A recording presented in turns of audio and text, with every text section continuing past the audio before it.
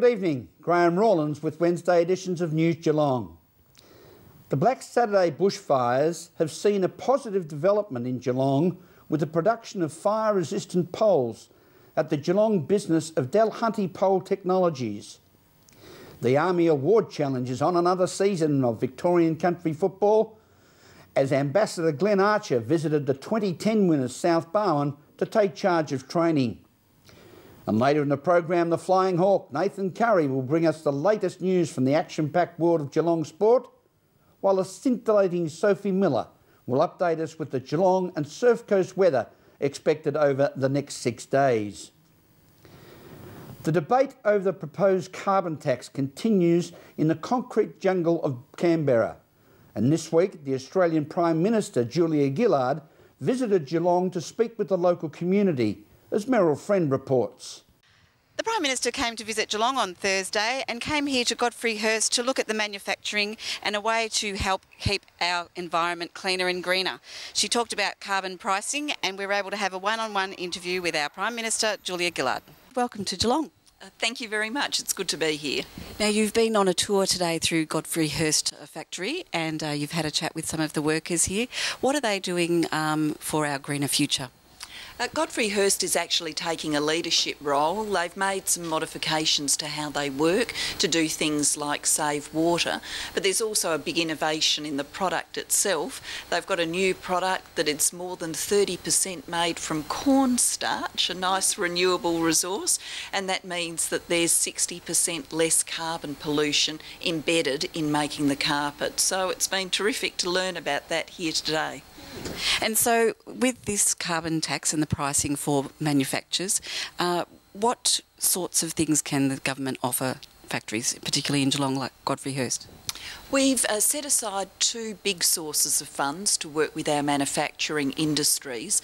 Of course, the carbon pollution price is paid by around 500 of our biggest polluters.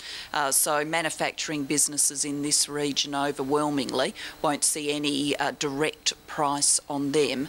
But there will be flow-through impacts and we want to work with manufacturing on that.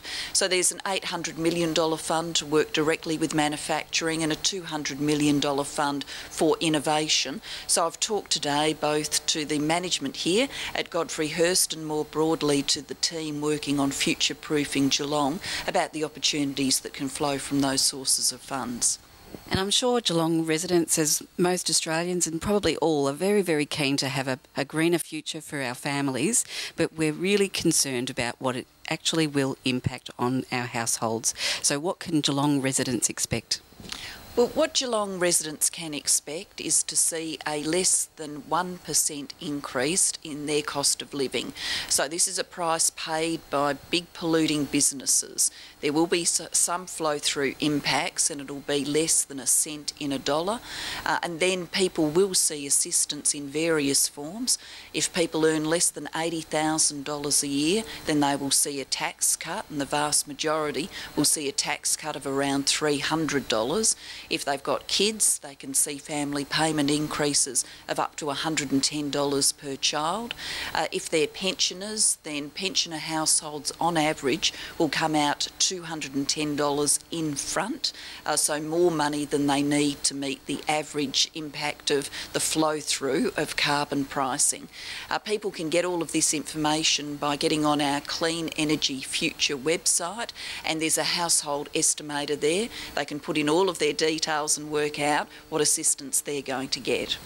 And then what is the implication for our environment?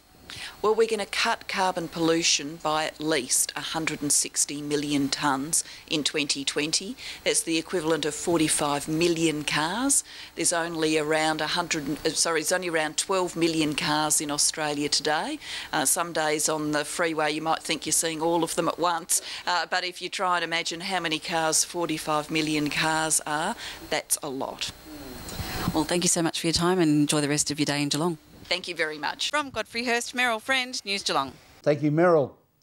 The Army Award Challenge for 2011 is up and running throughout Victoria with a few changes to the challenge that was launched in 2010 when the local Might and Power South Barwon won the title and continue on in 2011, winning the first quarter of this season. News Geelong was at McDonald Reserve to speak with the ambassador of the Army Challenge Cup, North Melbourne legend Glenn Archer.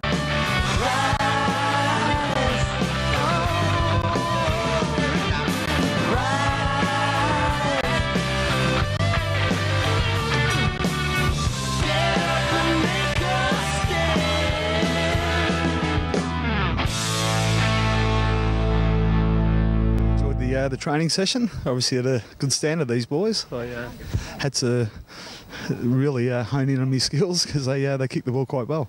How tough's this Sergeant Army physical training instructor, Sergeant Shane Duncan? Shane Duncan, yes, he's very tough. He's a lunatic. I think he gets a bit of pleasure out of putting the boys through a bit of pain. So he put them through a session tonight, and I'm sure they'll feel it tomorrow.